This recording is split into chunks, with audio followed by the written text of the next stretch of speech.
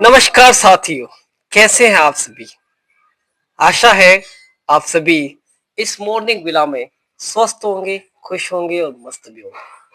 आज मैं आप सबके सामने एक छोटा सा प्रश्न जो हर किसी के जहन में बैठा हुआ है के बारे में बताने जा रहा हूं।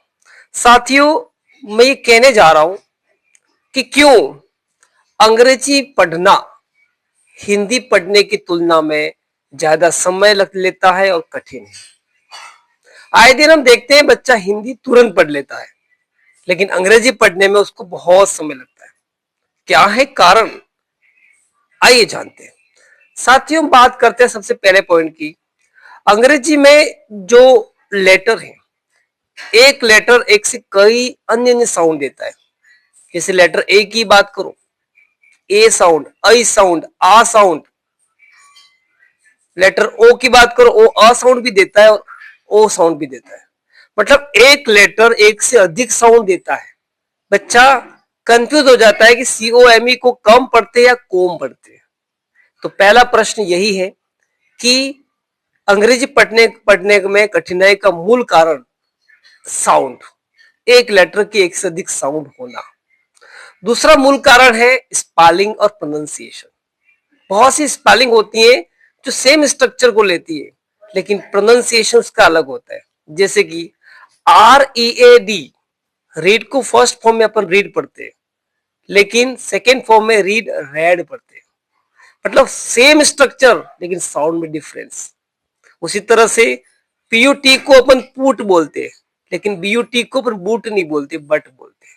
PUN को पन बोलते हैं। मतलब वर्ड की जो स्पेलिंग है, मतलब वर्ड जो पढ़ते हैं उसका प्रोनाउंसिएशन में भी डिफरेंस मिलता है। तीसरी बात अपन करें कि वोकेबुलरी में कमी रहती है।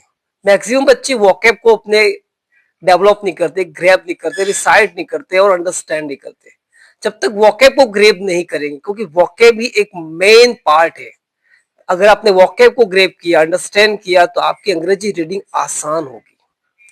अगली बात होती है कि जब इसको कंपेयर करते हैं हिंदी के साथ में, तो हिंदी की संरचना में सब्जेक्ट, इंग्लिश में सब्जेक्ट वर्ब ऑब्जेक्ट होता है और हिंदी में सब्जेक्ट ऑब्जेक्ट टू वर्ब होता है।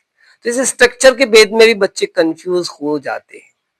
अगली बात अपन देखते हैं कि बच्चे जो वाक्य बनाते हैं वो जटिल और लंबे वाक्य बनाते हैं। हिंदी में जो स्ट्रक्चर होता है वो सिंपल चलता है। आ साउंड आ ही साउंड देगा, वो एक से अधिक साउंड नहीं देता है। बच्चों की अंग्रेजी में जब पठन कौशल में दिक्कत आती है तो उसकी पढ़ने में रुचि कम हो जाती है। पाठ्य पुस्तकों की भाषा भी कठिन आती है। ऐसे बहुत सारे कारण हैं जिस कारण से बच्चा अंग्रेजी पढ़ने पर अपने आप को संकोचित रखता है। इसका एक ही प्रयास है। अगर बच्चा अंग्रेजी पढ़ नहीं पा रहा है तो सबसे बड़ी बात होती है कि साउंड के आधार पर मैक्सिमम वर्ड को ग्रैब करना। साथियों, अगर आपके आसपास भी कोई बच्चा अंग्रेजी अच्छे से नहीं पढ़ रहा है तो एक ही प्रयास करना है, उसको साउंड के अनुसार मैक्सिमम वर्ड का अभ्यास करवाए, उसको रियलाइज करवाए। क्योंकि साउंड के आधार पर अभ्यास करवाने से वो वर्ड को समझ पाएगा कि BUT बट मीन्स लेकिन होता है और PUT पुट मीन्स रखना होता है। इस तरह से मैक्सिमम वर्ड को अंडरस्टैंड करेगा, तो जब टेक्स्ट बुक में वर्ड आएगा तो उसको कंपैरेटिवली समझ में आएगा, बिल्कुल ही आएगा, और इसका इंटरेस्ट बढ़ेगा। इंटरेस्ट बढ़ाने का भी यही एक बहुत बड़ा मापक्रम है जिसे हम देखते हैं। और तीसरी बात ये भी होती है कि ग्रामर की समझ भी बच्चों में कम होती है। ग्रामर के रूल्स उनके सामने एक बहुत बड़ी चुनौती लेकर आते हैं। तो मेरा तो यही कहना है कि अगर बच्चा अंग्रेजी में असहज फील करता है तो उसके लिए हमें किसी से तुलना न करते हुए उस बच्चे को साउंड अभ्यास ज्यादा कराना है, वोकैब डेवलपमेंट करवाना है, मैक्सिमम किताबें पढ़वानी, उससे रीडिंग स्किल को डेवलप करवाना है। भाषा में अगर कॉम्प्लेक्स वाक्य है तो धीरे धीरे उस कॉम्प्लेक्स पे जाना है, पहले सिंपल, कंपाउंड, फिर कॉम्प्लेक्स पे जाना है।